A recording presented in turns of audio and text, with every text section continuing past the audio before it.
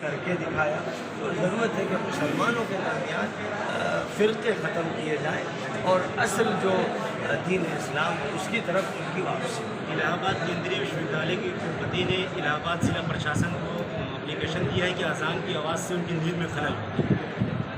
اذان کی آواز سے جو اذان کا منکر ہے اس کے نیند میں خلل واقع ہوتا ہے، اس میں کوئی ایسی بات نہیں ہے، اور چونکہ وہ واقف نہیں ہے، اس کو پتہ نہیں ہے، اس لیے یہ خلل واقع ہو رہا ہے۔ اگر اس کو یہ بتا دیا جائے، جس کو میں نے کئی مرتبہ کہا، مؤذنوں تک بات پہنچائی، علماء تک پہنچائی، کہ اذان جب دی جائے اللہ اکبر ایشور مہان ہے، ایشور مہان ہے، اس کا جو ٹرانسلیشن ہندی میں وہ کیا جائے تو میں سمجھتا ہوں کہ جس نے یہ بات کہی کہ نیند اڑ جاتی ہے وہ خوش ہوگا کہ نیند اڑنی چاہیے اور ایشور کی پوجا کرنی چاہیے۔ ہم نے یہ پیغام پہنچایا نہیں۔ اگر ہم یہ پیغام اپنی اذانوں کے ذریعے، قرآن کے ترجمے کے ذریعے سب تک پہنچا دیتے تو ایک ہندو بھی بستر پر بیٹھ جاتا اور منہ دھوتا اور وہ مسجد آتا یا مندر جاتا، بہرحال ایشور کی پوجا کے لیے اس کو تیار ہونا پڑتا۔ لیکن وہ یہ سمجھتے ہیں کہ مسلمانوں کا کوئی قومی خدا ہے، بت ہے، جس کو کاٹتے ہیں، چیختے چلاتے ہیں۔ یہ غلط فہمیاں ہیں جن سے یہ نتائج نہیں کرتے۔ ملعون وسیم رضوی نے قرآن کی 26 آیتوں کے خلاف سپریم کورٹ میں عرضی دائر کی ہے، اس پر آپ تو ظاہر ہے کہ ملعون کا یہی کام ہوتا ہے۔ جتنے بھی ملعون تھے مکی دور میں، وہ حضور کو گالیاں بکتے تھے، قرآن کے خلاف بکواس کرتے تھے۔ پھر مدینے میں جو منافقین تھے وہ بھی یہی کام کرتے تھے۔ پھر پوری تاریخ میں جو بھی صلیبی تھے، صہیونی تھے، وہ یہی کرتے رہے۔ آج ہمارے اسکول میں وسیم رضوی نام کا جو انسان ہے، ایک منکر ہے، ایک کافر ہے، ایک مرتد ہے، لعنت کا مستحق ہے، تو وہی بکواس کر رہا ہے جو بکواس مکے کے جاہلوں نے کی تھی، جو بکواس بعد میں انہوں نے کی، جو صلیبی جنگیں لڑتے رہے، تو یہ انہی کا وارث ہے اور انہی کا ایک حصہ ہے۔ مسلمانوں کو یہ بات سمجھ لینی چاہیے اور اس کے بعد اس ملک میں قانونی طور پر کارروائی ہونی چاہیے، تو اس کے خلاف کارروائی کے لیے بات ہونی چاہیے اور جو بھی جدوجہد کی جا سکتی ہے کی جائے۔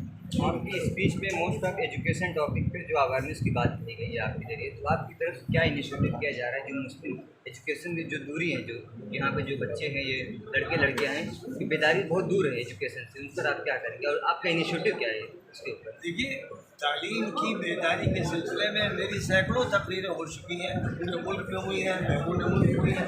میرا کہنا ہے کہ اللہ تعالیٰ نے انسان کو پیدا کیا اور پیغمبر بھیجے، وہ علم کے لیے آئے، انہوں نے تعلیم دی، انہوں نے تربیت دی، اور یہ ایک بہت بڑا کام ہے جو ہر مسلمان کو کرنا ہے۔ ہر مسلمان کو اپنے گھر کے لوگوں کو بھی صحیح علم سے جوڑنا ہے اور اسی طرح پوری قوم کو بھی جوڑنا ہے۔ اور صرف ہم تو اپنی قوم کی بات نہیں کرتے، پوری انسانیت کی بات کرتے ہیں کہ ہر انسان کو اگر صحیح علم ملے گا تو جھگڑے نہیں ہوں گے، فتنے نہیں ہوں گے، شیطنت نہیں ہوگی۔ اس لیے جو وحدانی جسے ہم کہتے ہیں، یعنی اللہ کی طرف سے، ایشور کی طرف سے جو صحیح علم دیا گیا ہے، جب اس علم کو عام کیا جائے گا اور بھائی چارے کی فضا میں عام کیا جائے گا تو یہ علم پھر کبھی ڈسٹرکٹیو پاور نہیں بنے گا، یہ کنسٹرکٹیو پاور۔